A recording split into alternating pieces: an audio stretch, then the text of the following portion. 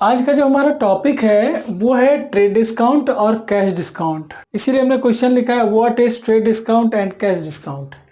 अब बोलता है trade discount are based on the list price, यानी इसको कैटलॉग प्राइस भी बोलते हैं। नेट प्राइस अगर हम देखें तो लिस्ट प्राइस यानी एमआरपी जो होता है उसमें से ट्रेड डिस्काउंट माइनस कर देते हैं तो हमारा नेट प्राइस बच जाता है। अब देखिए यहाँ पर है trade discount allowed mostly those customers which bye goods in bulk. कहता है कि ये उन कस्टमर्स को दिया जाता है जो बल्क में खरीदते हैं सामान। रिटेलर यानी एक एक छोटा छोटा सामान एक एक लेकर के जाते हैं उनको नहीं देते हैं। जो लोग बल्क में यानी होल सेल रेट पे सामान खरीदते हैं, जो लोग ज़्यादा सामान खरीदते हैं उनको हम लोग क्या करते हैं, ट्रेड डिस्काउंट देते हैं जिससे सामान हमारा ज़्यादा से ज़्यादा बिक सके। तो ये ट्रेड डिस्काउंट, इसकी हमें एंट्री नहीं डालनी पड़ती, इसकी एंट्री डालने की ज़रूरत नहीं होती है। और सिंपली हम क्या करते हैं, जो लिस्ट प्राइस होता है लिस्ट प्राइस से ट्रेड डिस्काउंट माइनस करने के बाद जो अमाउंट बचता है यानी नेट प्राइस, उसी पर हम अपनी सेल को रिकॉर्ड कर लेते हैं और उतना ही पेमेंट मिल जाता है। ठीक, तो ये हमारा ट्रेड डिस्काउंट होगा। अभी एग्जाम्पल भी करके देखेंगे, नीचे हमने सेट कर रखा है। कैश डिस्काउंट क्या होता है? अच्छा, ये ट्रेड डिस्काउंट घटाने के बाद जो हमारा नेट प्राइस निकल करके आता है, अब ये नेट प्राइस जो हमारे पास में निकल करके आता है इसको हम क्या करते हैं, जो हमारा कस्टमर होता है उसको टाइम पीरियड देते हैं, भाई 30 दिन के अंदर पेमेंट तुम कर देना। अब 30 दिन की मैच्योरिटी लेकर के वो घूम रहा है कि 30 दिन हो जाएंगे, मैं 30 दिन बाद पेमेंट करूंगा। लेकिन यहाँ पर अगर हमको पेमेंट जल्दी चाहिए, तो पेमेंट अगर हमें जल्दी चाहिए और वो कहता है मेरे पास पैसे नहीं है, अगर वो कह रहा पैसे नहीं है, अगर मैं इसको कैश डिस्काउंट दे दूँ वो किसी तरीके से अरेंज करके पैसा लाएगा और यहाँ पर पेमेंट दे जाएगा।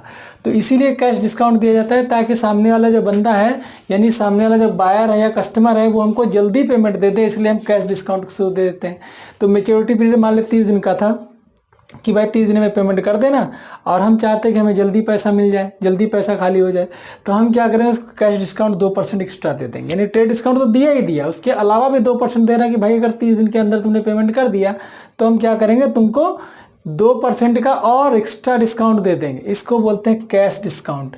यानी पैसा अगर जल्दी दे गए तो तुमको 2% और एक्स्ट्रा डिस्काउंट हम दे देंगे, तो इसको कैश डिस्काउंट बोलते हैं। और इसकी एंट्री की जाती है अकाउंट्स में, इसको दिखाया भी जाता है। ठीक है, तो ट्रेड डिस्काउंट हम अकाउंट्स में रिकॉर्ड नहीं करते, कैश डिस्काउंट को हम रिकॉर्ड करते हैं। ठीक, अब देखिए इसको निकालते कैसे। मान लिया सेल हुआ है गुड्स 2 लाख रुपए का, ट्रेड डिस्काउंट है 10% से और कैश डिस्काउंट है 2% से, और यानी कि if paid with in 30 days, यानी 30 दिन के अंदर का पेमेंट कर देगा तो 2% का डिस्काउंट मिल जाएगा। अब यहाँ पर आप एजम्पशन लेकर के चलते हैं कि उसने 30 दिन के अंदर पेमेंट कर दिया है, यानी वो दोनों डिस्काउंट का हकदार है, वो ट्रेड डिस्काउंट का भी हकदार है और कैश डिस्काउंट का भी हकदार है। तो ऐसे केस में क्या करेंगे, जो हम उससे पेमेंट जो हमें लेना होगा, कितना पेमेंट मिलेगा वो हम निकालेंगे। ठीक, तो यहाँ पर लिखेंगे जो अमाउंट है उससे मिलना है वो है 2 लाख, इसमें से ट्रेड डिस्काउंट हम माइनस करेंगे एट रेट 10%, इसका 10% निकालेंगे तो 20,000 हो जाएगा ये, यानी 1,80,000 रुपये हमें उससे लेने हैं। ठीक, इतना हमें उससे लेना है ट्रेड डिस्काउंट, यानी ये हमारा जो है ये वैल्यू जो है हमें ये रिकॉर्ड करनी है। ये तो हमारा एमआरपी हो गया, ये अमाउंट क्या हो गया, एमआरपी, यानी इसको लिस्ट प्राइस भी बोलते हैं। ये लिस्ट प्राइस है, इसमें से 10% ट्रेड डिस्काउंट माइनस का 1,80,000 आ गया। अब 1,80,000 आ गया, ये हमारी क्या निकल करके आ गई, सेल, यानी ये एक्चुअल सेल है जिस पर हम सारा काम करेंगे, यानी ये हमारी बुक्स में रिकॉर्ड होगी। अब अगर कैश डिस्काउंट इसमें देते हैं तो इसमें से कैश डिस्काउंट भी माइनस करेंगे, तो इसमें लिखेंगे कैश डिस्काउंट, ठीक है, एट द रेट 2%। अब देखिए 2% इसका नहीं निकलेगा, जो हमने सेल करी है ना, जो हमें पैसा मिलना है हम उसी का निकालेंगे 2%, तभी तो हमें पता चलेगा हमारा एक्चुअल में हमने कैश डिस्काउंट में कितना देना है उसको।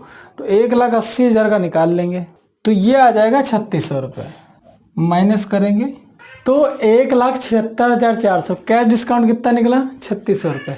अब ये जो ट्रेड डिस्काउंट निकला है इसको हम कहाँ दिखाएंगे, प्रॉफिट एंड लॉस अकाउंट में दिखा देंगे, खर्चा यानी नुकसान दिखा देंगे, क्योंकि ये हमें पेमेंट मिलना नहीं है तो हमारा नुकसान ही हो गया।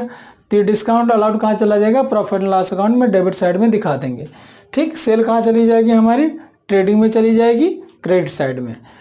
और ये अमाउंट रिसीवेबल, यानी अगर हमें पेमेंट अभी मिला नहीं है, अब ये जब ये कैश डिस्काउंट हम दे देंगे उसको तो कैश डिस्काउंट जैसे उसको मिलेगा वैसे ही पेमेंट कर जाएगा। तो पेमेंट कितना हमें दे के जाएगा, वो 1,76,400 रुपये दे देगा। वो 1,76,400 दे देगा, उसका हिसाब किताब फाइनल हो जाएगा, उसका अकाउंट बंद कर दिया जाएगा।